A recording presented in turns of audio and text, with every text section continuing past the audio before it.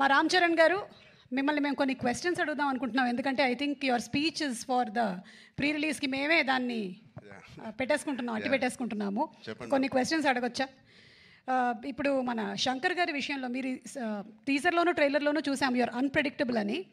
శంకర్ గారు ఏ విషయంలో అన్ప్రెడిక్టబుల్ అనిపించారు మీకు?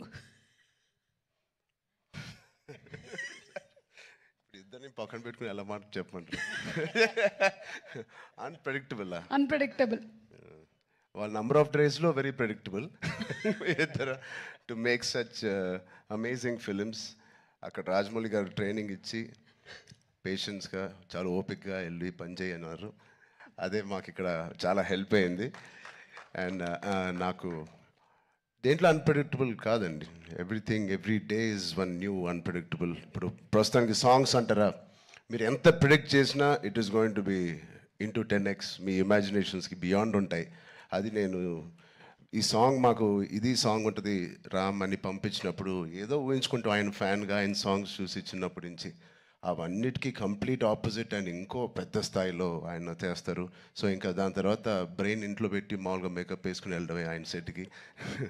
సో అంత బ్యూటిఫుల్ జర్నీ. యా నెక్స్ట్ అలాగే సుకుమార్ గారిది ఒక స్కూల్, ఆల్రెడీ సుకుమార్ గారిది ఒక స్కూల్, అక్కడ మనం డాలస్లో కలిసాము. నెక్స్ట్ రాజమౌళి గారు స్కూల్కి వచ్చారు, అండ్ ఆ తర్వాత శంకర్ గారు pre school, junior school, senior school 2, 3 అలాగే చేసుకుంటూ వచ్చాం. I think I'm very very very fortunate. నిజంగా చాలా అదృష్టవంతుని. వితిన్ 2-3 ఇయర్స్లో నాకు ముగ్గురితో కలిసి పనిచేసే అవకాశం వచ్చినందుకు I thank God so much. వీళ్ళిద్దరూ ఇక్కడే ఉన్నారు కాబట్టి 7-8 ఇయర్స్ ఒక్కొక్కరితో 2-3 ఇయర్స్ అండి, ఒక్కొక్కళ్ళతో 2-3 ఇయర్స్. యా ఓవరాల్గా ఒక 2000 రోజులు అలా పట్టుంటాయి ఆ 3 సినిమాలు కలిపి.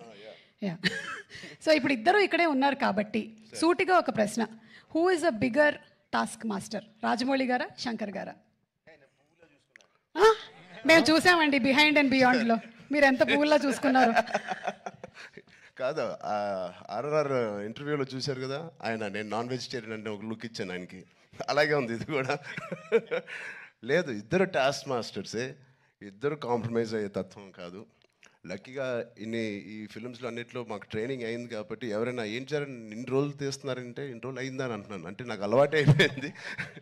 సో బట్ టోటలీ ఇద్దరితో బ్యూటిఫుల్ సిమిలారిటీస్ ఉన్నాయండి, which is film making is completely different. But behind the screens, they both are really, really motivators for, and they give so much of abundance of అవకాశం ఇస్తారు మీకు perform చేయడానికి. మీ acting పరంగా అంటారు, dance పరంగా అంటారు, any all డిపార్ట్మెంట్స్కి the maximum stretch చేసే స్కోప్ ఇస్తారు ఆయన. సూపర్.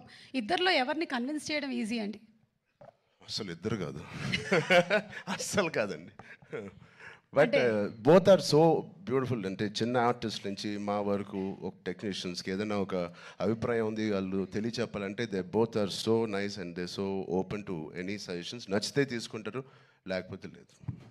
థ్యాంక్ యూ, సూపర్ అండి. అండ్ అలాగే మనకి దోప్ అంటే ఏదైనా మనకి ఇష్టం లేని దాన్ని మనం వదిలిపెట్టడం అని. సో అలాగా మీకు ఈ షూటింగ్ టైంలో శంకర్ గారి స్కెడ్యూల్స్లో మీ దోప్ మూమెంట్ ఏంటి? వాచ్ టైంని వదిలేసుకున్నాను, టైంని వదిలేసుకున్నాను, మనసు పెట్టి పని చేయాలని డిసైడ్ చేశాను. ఇది రాజమౌళి గారికి కూడా వర్తిస్తుంది అనుకుంటా.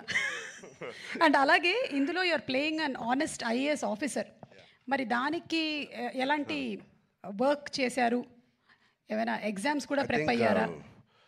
శంకర్ గారు నేను చెప్పచ్చో లేదు, మీ ఫ్రెండ్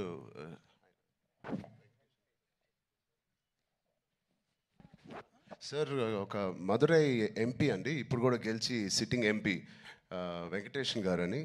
అండ్ సార్ సు వెంకటేషన్ అండి.